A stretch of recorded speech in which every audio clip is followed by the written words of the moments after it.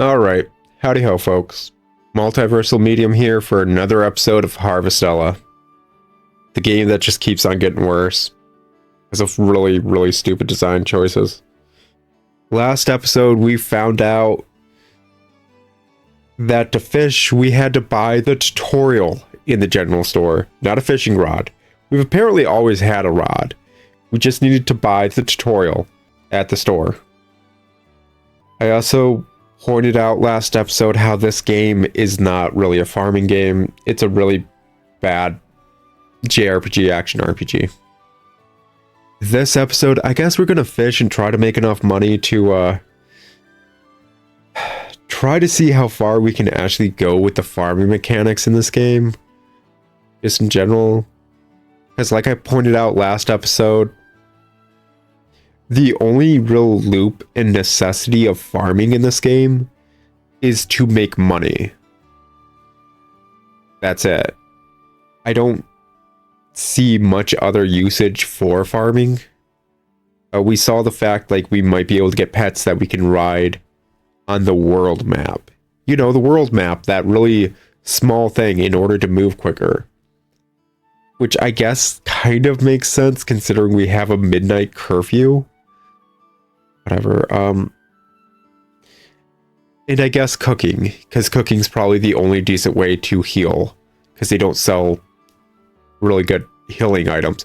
Heck, I don't know, maybe the healing whatever sandwiches in the general store are actually just perfectly fine.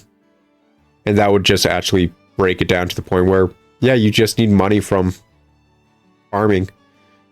In fact, I'm curious now that we've gotten like fishing down. I'm curious how much of this game you can actually complete without ever farming. I mean, if I like this game a good bit more, I think that would be a decent challenge. Never farming in Harvestella. Can you beat the game? Obviously, yes. With the exception of the tutorial for farming. Yeah, probably. Just sell everything, eventually get a fishing rod if you need to fish and get money. Alright, so I guess we're gonna be fished for a minute. Anyways, Quody the crab. Oh, Quody the crab? Oh, look at him. He cute. An ordinary crab that you can catch anywhere. It shuffles around restlessly with one claw up, as if it's always looking for something. Its cute little eyes peek out from behind its claws. And yeah, I like Quody the crab.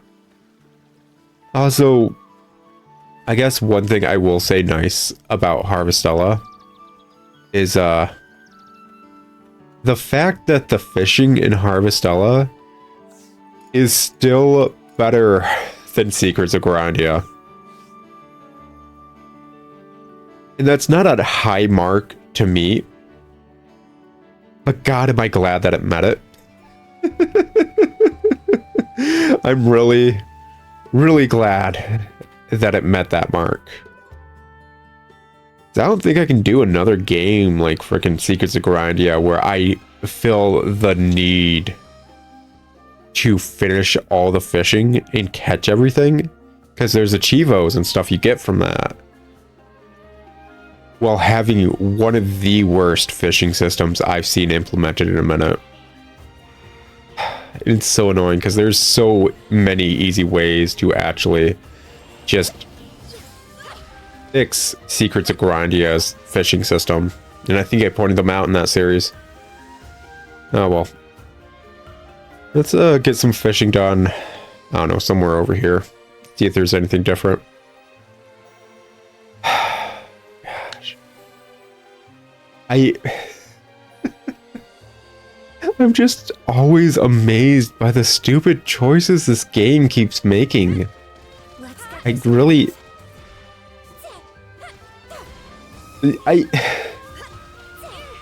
Can someone please try in the comments to come up with a valid excuse as to why what we bought in the general store wasn't a fishing rod and instead was just a book on how to apparently use a fishing rod we already had. Golden egg salmon. These fish often swim in schools in the sea and in mountain streams. Apparently some of them lay golden eggs. Although no official records of this exist, it's most likely just a rumor. Yeah, man, salmon. You guys ever see a salmon when it gets horny? That's they turn basically into like monsters, man. They completely change how they look. I wonder if like, so that's when salmon like really want to breed or whatever. Does that change how they taste? Because like anytime you're seeing someone cook up salmon, it's the kind of salmon we just saw. It's not like super roided out trying to get some F on salmon. So I'm just wondering, like, is the super horny salmon just not viable as a food source? Ever sweet fish, a fish that can be caught in any region at any time of year. It is delicious all year round, which is what gives it its name. Great for humans, not so great for the fish. Yeah, I'm wondering about this. This thing gonna go extinct? A literal bottom of the food chain fish that literally everything loves to eat? That doesn't sound good for it. That's how far-fetched almost went extinct. People kept eating the thing. It literally carried around a garnish for far-fetched. The Pokemon that's getting constantly eaten carried around its own garnish. It's hilarious. Yeah. Salmon. But yeah, like, I can't think of a single way of explaining why we got a book with just a tutorial. Because we were showcased early in this game to have our multi-tool have a hammer on it. We had to craft a hammer. So getting a fishing rod that connects to the tool isn't weird. It's already been set in universe. That's how the tool works to get more attachments. Why was it just a book? It's so stupid. It makes zero sense in so many ways. I'm sorry that I keep harping on it, but it's the fact that they had to make so many leaps in logic, as well as go down so many different avenues just to do that. Like, they had to think unintuitively to have the game have that in it. They went out of their way to make the game stupider, is what I'm saying. Out of their way by a country mile to make the game stupider. How is that just on par for the game design?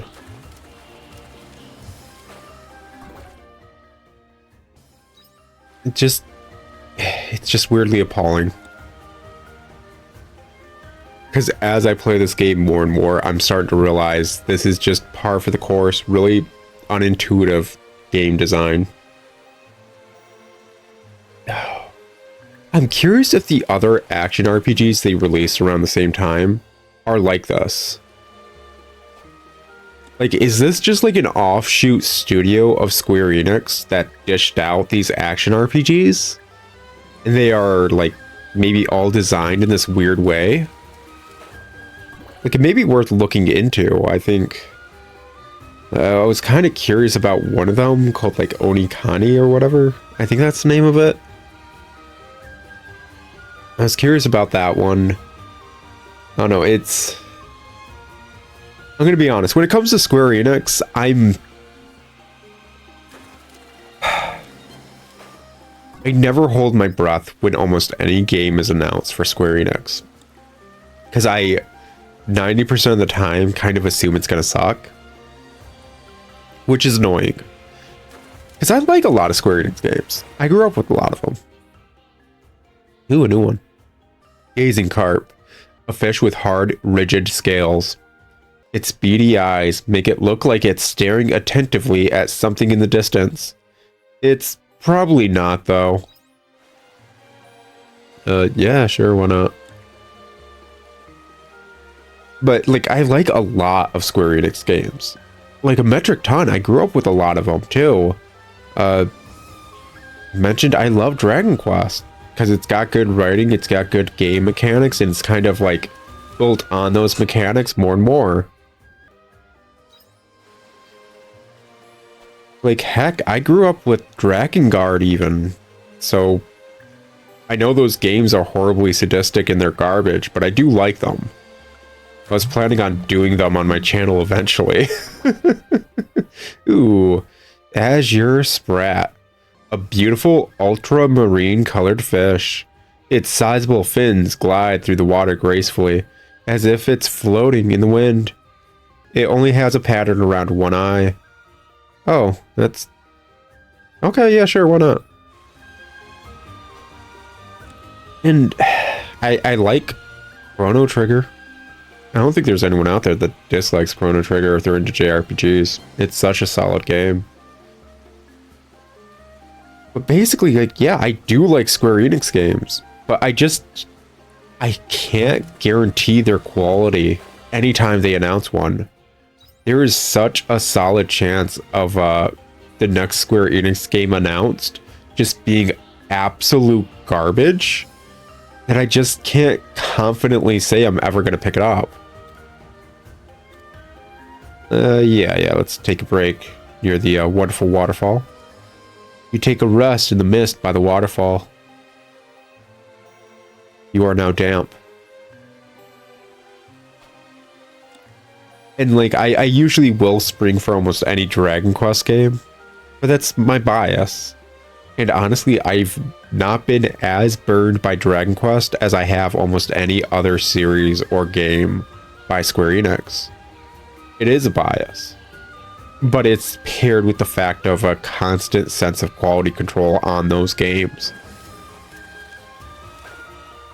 Like, heck, Balan Wonderland, I think, is a Square Enix game. Everyone who's looked into Balan Wonderland knows that's not a game you should really play. I need to pick up a copy. I do want to play it. But legit, looking at it, it's like, yeah, I kind of want to pick this up and play it. I want to try this. I want to go down this weird clown hole, man. I can join the circus, transform, and do stuff by the guy who worked on Sonic and stuff. Yeah, why not? Why would I not want to do this? It's completely nonsensical from what I've heard. The entirety of its plot is only, like, possible to be explained via, like, a second playthrough as well as reading, like, a light novel. Which is effing stupid. It's really effing stupid. Like, I think I heard they wanted it to be, like... Basically, there's cutscenes, but there's no dialogue in them. And what they wanted was, like, basically the game to be playable by anyone in any language. But it's a convoluted, like, plot line, so you don't really make everything out perfectly. The second playthrough you do against, like, bosses or whatever does have subtitles, though, I think, for the cutscenes. So you can kind of make things out. But it still doesn't properly explain or world build or anything. So then you need the light novel, which actually explains things, but that's only in Japanese, and just such a stupid way of handling things. So stupid.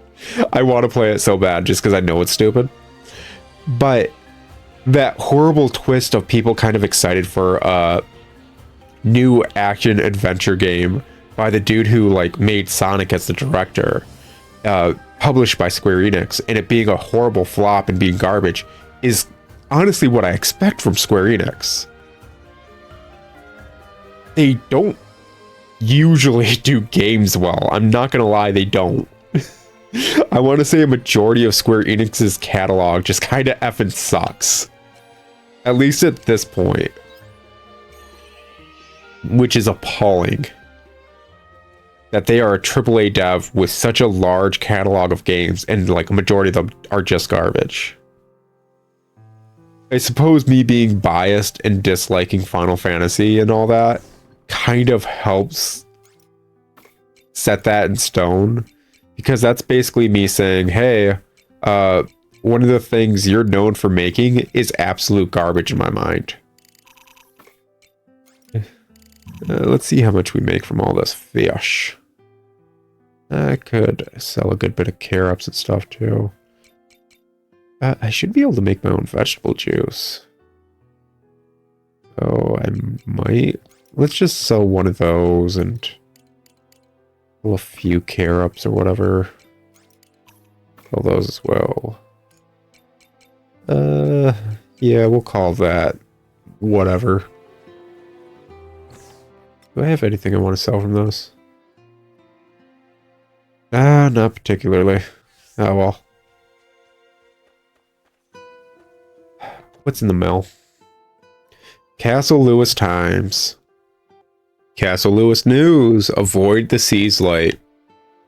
Greetings, citizens. Yesterday's unexpected illumination in the sea's light has been reported across the whole kingdom. This is indeed a state of emergency. The areas surrounding the sea's light are currently affected with increased monster activity. Castle Lewis is responding to the state of emergency with an urgent investigation, and we advise citizens to use their discretion to avoid the sea's light. The monolith may still be used for everyday needs. Oh my gosh. Once again, the sea's light poses no immediate threat to life unless close contact is made. Castle Lewis Intelligence Division. What do the monoliths do? We still have never been explained that. I love all this stupid lore about the sea's light and the monolith, and it's just gobbledygook. There is nothing behind any of this stuff as far as we're aware. Still nothing explained about what they do, how they're connected, or why we need them. The monolith may still be used for everyday needs. What are those needs? Christ. So stupid. I'm worried about those three. By the mayor. How are you keeping, Arn? I'm relieved to see you're getting used to village life. I barely, if ever, go into the village, and I prefer it that way. Have you met Van and his pals yet? Unfortunately.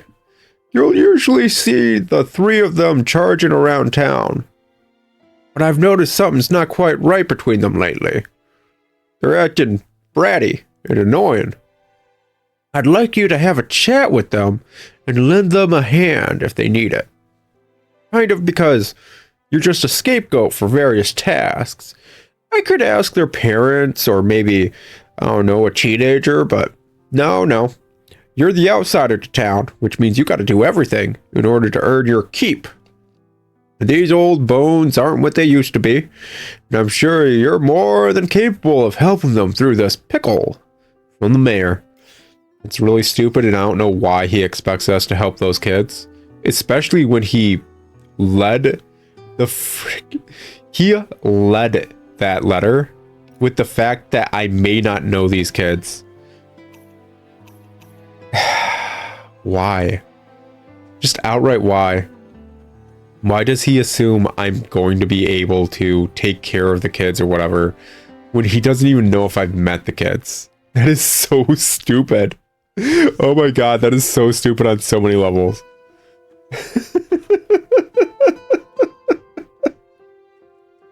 I don't know why I'd expect anything different from this game. Where does that girl go? Oh, she's just over here. She just stands around now. You must come and talk to me when you're going to investigate the sea's light, okay? No. Because apparently I don't need to talk to you. You just kind of like show up in my party when I'm out of the fucking farm. So no. No. Ooh, got a bunch of whatevers. Ooh, 2K. All those fish. Well, like they sold for a decent amount and it's actually kind of worth it to keep doing that. Carops sell for, gosh, what is that? 115 each. Vegetable juice sells for 45. Unless a carob or whatever makes multiple things of vegetable juice, it is not worth refining them. That is astounding. It's actually low-key astounding. So carobs, we buy the seeds at 105. it's a 1-day turnover, but you get a 10 gold profit. I'm sorry, a 10 gorilla profit. Actually, that's worth talking about more. It's 100% worth talking about more. Because while editing, I was able to more precisely bring up the actual issue with that. Did I mention Elder Scrolls this episode? Was this the episode about the wood elves and the fact that they actually brew stuff with alcohol in the stomachs of animals? Because wood elves are effing crazy. So basically, gorilla makes no sense in almost any regard. We've been over that in an earlier episode. And I'm not against weird nonsense names for your currency. I really ain't. But if it's handled poorly like this game, I just dislike it. It's not hard to make it be handled well. Looks like some of the crops are ready for harvest. So, what does she do to help? She just kind of flies around. It's not helping. It's really not helping. Let's pop that down. I don't know. Sure. Why not?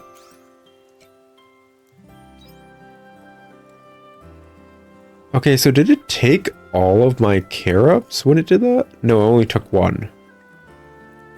If it makes multiple vegetable juices, I'll consider it worthwhile, but I'm effing amazed because usually refining vegetables or any product you made, the entire point is to make more money. So if you're telling me refining anything into a food or whatever makes me lose money, why would I do it? Honestly, why would I do it? What's the point? Pop that down and yes, just pop these down while we're at it. Ooh, we got a free spot. Gosh dang, me oh my. But it's... Let's take the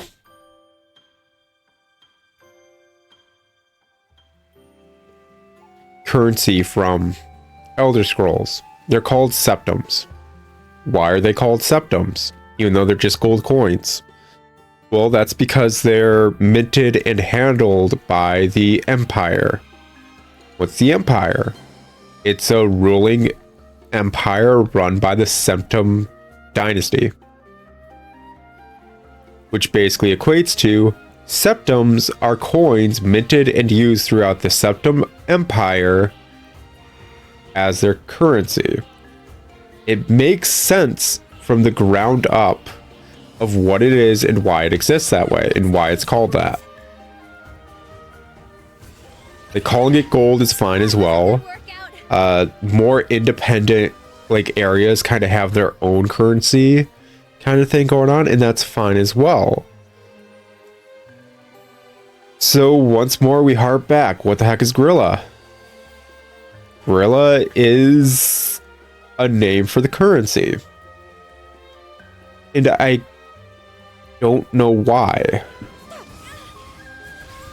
The only instance we've seen the term gorilla in this entire game is in the currency. And I don't know why they even bothered at that point then. Heck, arguably Gil is the same thing, but Gil is such a staple of Final Fantasy at this point that I wouldn't even bat an eye at it.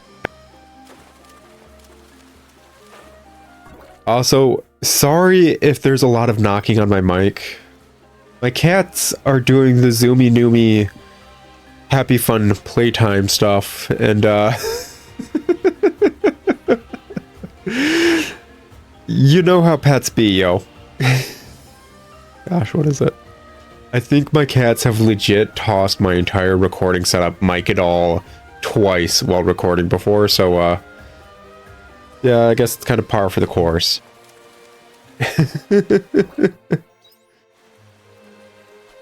Anyways, it's just... Why? Why did they feel the need to introduce a new money system? Why, in the one cutscene where we met Dianthus, did she, they, whatever, call us human multiple times, mix in the term able? It's like, oh, that's my language. Able basically means you humans, or whatever. And then just go back to saying humans, and then also Hydolancer, this other Omen dude, or girl, or they, them, whatever. Because they were in heels, so I'm going to assume they may have been more of a feminine AI, if that makes sense. That's weird. I don't know why. I don't know why they need to wear heels. I don't know what that does for their armor. Honestly, I'd assume that'd make it worse. But they also just said humans. So we get one term from a different language, quote unquote. It's put in at the worst possible time and it's never used again. Like 100%. Let's say able is their word for humans or whatever. Oh my gosh, my cat is going batshit. Oh my gosh, I don't think I've ever seen him this insane. He was just crawling sideways on his cat bed, like he was holding himself up with his claws into like this big, like it's basically a dog bed we got for him. But he was on the outer edges of it and kind of just holding himself up sideways, like perpendicular to the ground. Like, holy crap, this dude... I didn't give him catnip. He shouldn't be high. What the heck's going on, man? Oh my gosh, he's got, like, his hackles up. He's got, like, a mohawk going. Wait, what? Dude. Dude. What the heck? Okay, I gotta stop this. A few moments later. Okay, yeah. I had to step in for my cat. He was overstimulating himself, which is astounding, but I'm pretty certain my cat's just a few grapes short of a fruit salad, not gonna lie. Okay, I swear he's got something going on wrong up there. So I had to legit help him calm down so he stopped overstimulating himself just playing. Oh, pets are dumb, yo. Anyways, what I was saying. There's something about the money and how it's just stupid, and there's no reason it was introduced that way. Oh, right, the able aspect, too. Okay, so take this viewpoint of the last dungeon. Let's say we help Dianthus. And yada yada, that cutscene goes out the same way where they join our party. Except we cut out the able bit. We just cut that bit out of Dianthus's dialogue. They're calling us human. Cool, whatever. They don't fully understand human idioms, even though they constantly make human idioms. It was very weird. Moving on. Then we go to the Hydolancer boss fight. And have every instance of Hydo-Lancers referring to us and Arya as Ables. And have one dialogue of, what do you mean by able? And Dianthus will, like, quip in, that's our word for humans. And then every single time we deal with an omen that is outright unfriendly, just have them low-key refer to us as Ables. And maybe if at some point we do win over other omens to actually enjoy our company, they start referring to us as humans. Because they realize the term able may be a bit insulting. Guess what? That would have been that entire word handled better. It's not hard to take every bit of weird world building sauce and flavor they were trying to do and actually just tweak things enough so it actually works. That's the annoying bit. This game is perfectly mediocre and it's honestly garbage. It honestly is. But if they changed things just a bit, it could actually be considered above average and okay. And that's the annoying bit. I'm not upset with mediocrity. And I'm not upset with bad game design. I really ain't. Especially with all the games I play on my channel.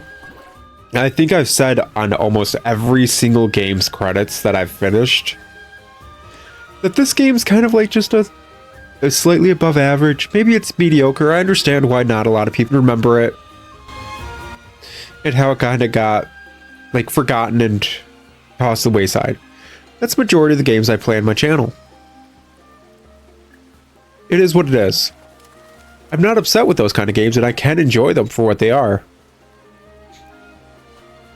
What I'm pissed at and what I'm usually upset at, and this came up with the Outbound Ghost because I wasn't outright pissed over it, I was upset though, is the obvious room for potential. The obvious showcase that this could have been good. That all the pieces were there and everything, if handled correctly, would have like kind of made this stand out wonderfully. And the fact that that's not what happened and it's not what's ever going to happen with the game. With the Outbound Ghost, I accept it. I acknowledge there are just things that were outside the control of the developer. There was miscommunications happening with the publisher. Apparently the guy who made the Outbound Ghost has another game. By the time this episode's out, that game has been out probably for months now. It comes out like, I'm recording this beforehand as you can tell, but it comes out October 24th. I want to pick it up. It looks like a fun roguelike. It has like a lot of the characters and like kind of assets from Outbound Ghost. It looks like a lot of fun actually. I do want to play it.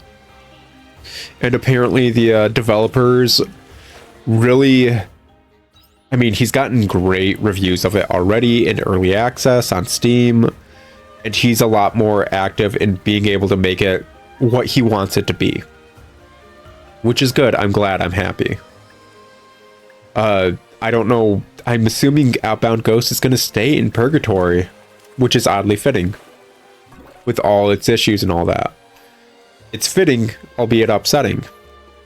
And I think that's partially due to the fact, like, he's in a weird legal dispute with the publisher, so I don't think he can actually, with the versions of Outbound Ghost you can get digitally, I don't think he can actually technically alter them right now because of the whole legal dispute that's going on.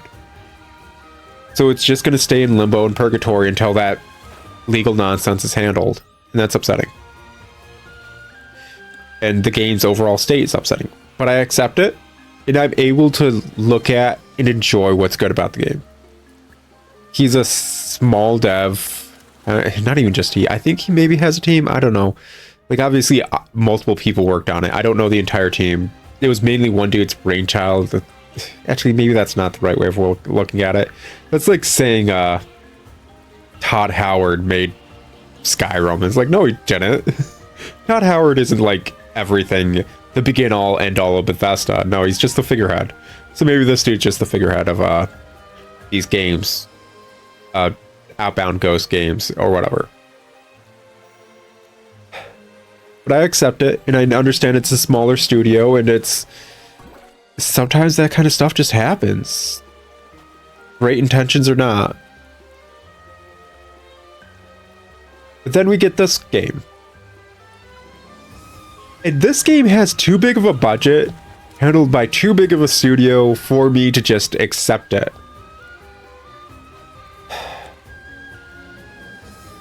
There's too much, honestly, backing behind this game for them not to know all the decisions they made were poor ones. There were too many people involved for people not to have said at some point, that's a stupid way of handling that. Square Enix is too set in stone and has such a large localization budget that all these issues with the dialogue aren't actual issues with localization, they're issues with the writing. The writing is just inherently bad. All these issues with the mechanics are something Square Enix should know, and they didn't bother to deal with. Square Enix recently has, well, vaguely recently, I want to say like the past few years, has been on record in various interviews being upset that their games aren't selling as well, and that people just seem to not want these big budget AAA games anymore. And it's like, no, Square Enix, they do. You're not making good games. And everyone who has played their games recently is aware Square Enix is just, they have a disconnect. They think they're making good games. They think they're doing good. Not realizing they don't even have a competent writing team half the time. Over half the time. Like I said, I like a good amount of Square Enix games. Half the Square Enix games I like, I would not say are written well. Heck, I can't even say Dragon Quest 3 or Dragon Quest Monsters 3 is written well, because it completely rewrites how a very important character in the series is written. It's not handled well. It's still enjoyable, and I'm glad to have another Dragon Quest Monsters game. That's Dragon Quest Monsters 1 on the Game Boy Color was one of my first RPGs and one of the games that got me into gaming. Oh, I forgot to... Oh, gosh dang it. What a waste. I should have freaking had all that stuff in the shipping bin. Oh, bummer. It is what it is, but bummer. But yeah, like, Dragon Quest games usually are written well, but that doesn't mean they always are. A majority of Square Enix games are not written well. In fact, they're written so poorly, they're jokes.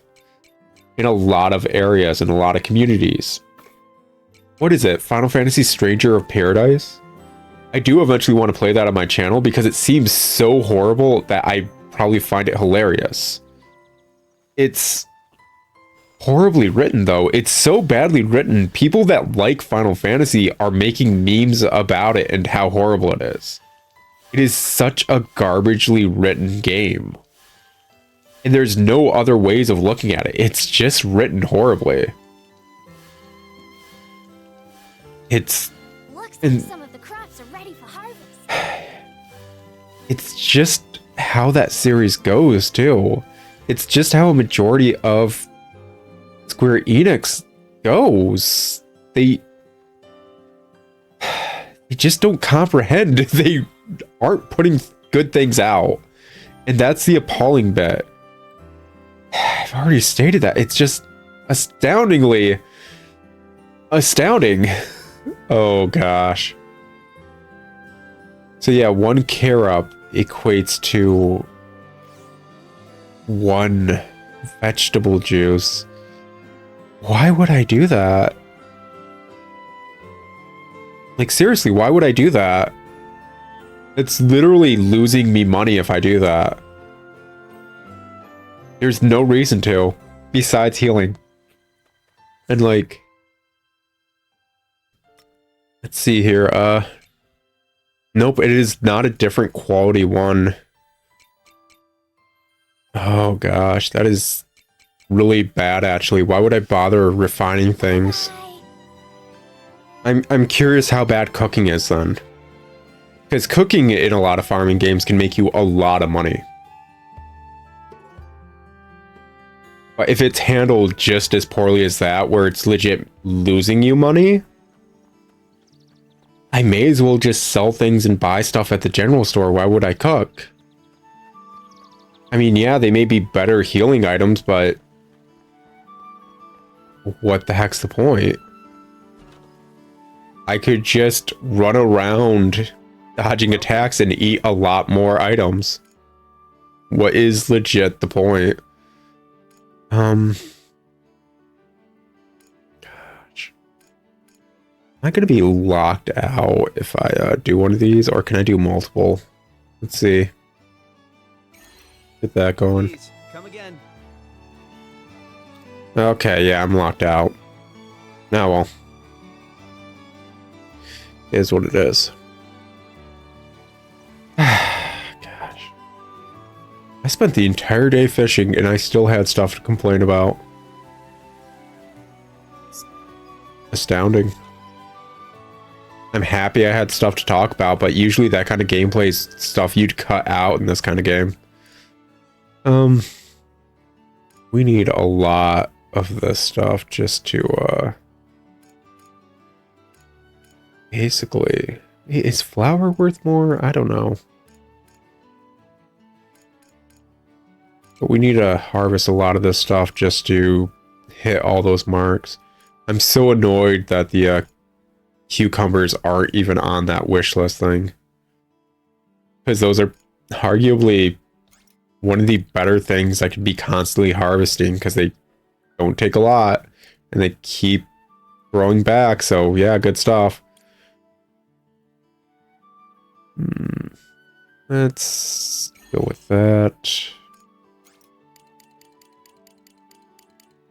Try to get that going. Get more of these. Honestly, I'm not super surprised the what is that? Turnover for carrots isn't large, but the fact that the turnover is just 10 gorilla is honestly insulting. It's really, really insulting. Super duper duper insulting. Oh well. Anyways, guys, it's been an episode, maybe too long of one. Honestly, that's almost how it feels every time I do an episode of Harvestella. A bit too long of one. But I will say something I am happy with Harvestella right now. Even though I should be doing main quests and it's obviously telling me to do that, I am able to play the farming game aspect. Even if the farming game aspect of this sucks. It just sucks.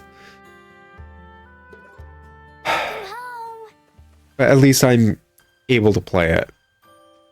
And I'm not locked out of it because freaking Fire Fairy Girl says I need to go to the Sea's Lights right now. So that's at least nice. The fact that that is a single plus in this game is enough to showcase how bad this game kind of is. Because that should just kind of be par for the course, honestly. Anyways, like I said, it's been an episode. I'll talk to you guys later in another episode of Harvestella. And until then, ciao.